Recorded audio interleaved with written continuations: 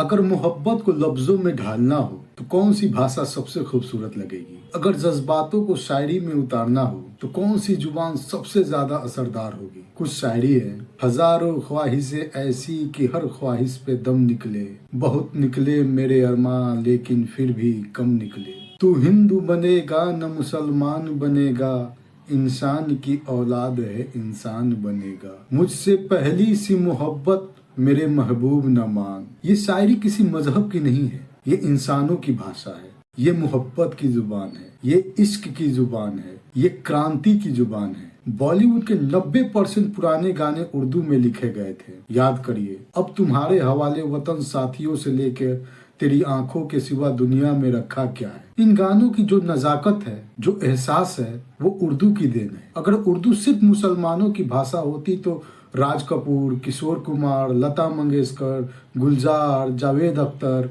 इसे अपनी कला में क्यों अपनाते। अगर उर्दू सिर्फ एक धर्म की भाषा होती तो इतने हिंदू कवि, लेखक, फिल्मकार अपनाते। इश्क की जुबान सिर्फ उर्दू है। अगर किसी को प्यार का इजहार करना हो तो आई लव यू कहना जितना सीधा है, मोहब्बत है आपसे कहना उतना ही असरदार है। दिल की बात से लेकर जान से प्यार तक ये एहसास सिर्फ उर्दू के बिना अधूरा है। क्या गालिब, फैज, शाही की शायरी बिना मोहब्बत की पूरी हो सकती है।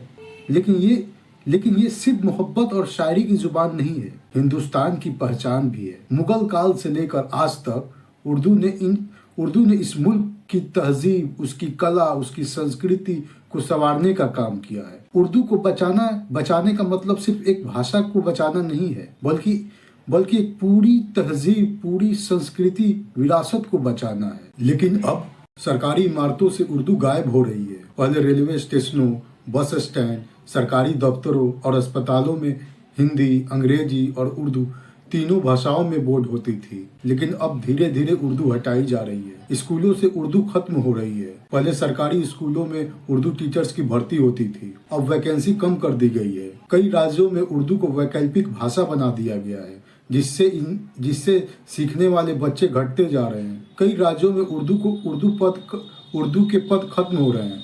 पहले रेलवे, पोस्ट ऑफिस, कोर्ट और सरकारी विभागों में उर्दू ट्रांसलेटर के पोस्ट होती थी, लेकिन अब नई भर्तियों में उर्दू ट्रांसलेटर के पद कम कर दिए गए हैं। उर्दू मीडिया को कमजोर किया जा रहा है। पहले राष्ट्रीय सहारा, सियासत, हिंदुस्तान एक्सप्रेस जैसे उर्दू खबरों की तादाद अच्छी थी, लेकिन अब सरकारी विज्ञापन बंद कर दिए गए हैं, जिससे इनकी आर्थिक स्थिति खराब हो गई है। लेकिन सवाल ये है कि ये भाषा का मसला है या इसके पीछे कोई गहरी साजिश है। उर्दू को सिर्फ मुसलमानों से जोड़ना एक ऐतिहासिक गलती होगी। गालिब, मीर, प्रेमचंद, साहिर लुधियानवी ये सिर्फ एक समुदाय के नहीं थे। भगत सिंह ने जेल से जो चिट्ठी लिखी थी वो भी उर्दू में थी, लेकिन आज इसे सिर्फ एक धर्म की भाषा साबित करने की कोशिश की जा रही है। चुनाव से पहले उर्दू और मुसलमानों का मुद्दा क्यों उठाया जाता है। जब बेरोजगारी, महंगाई बढ़ती है तो ध्यान भटकाने के लिए नई बहस छोड़ी जाती है, लेकिन असली मुद्दों पर कोई बात नहीं करता। अब सवाल उठता है,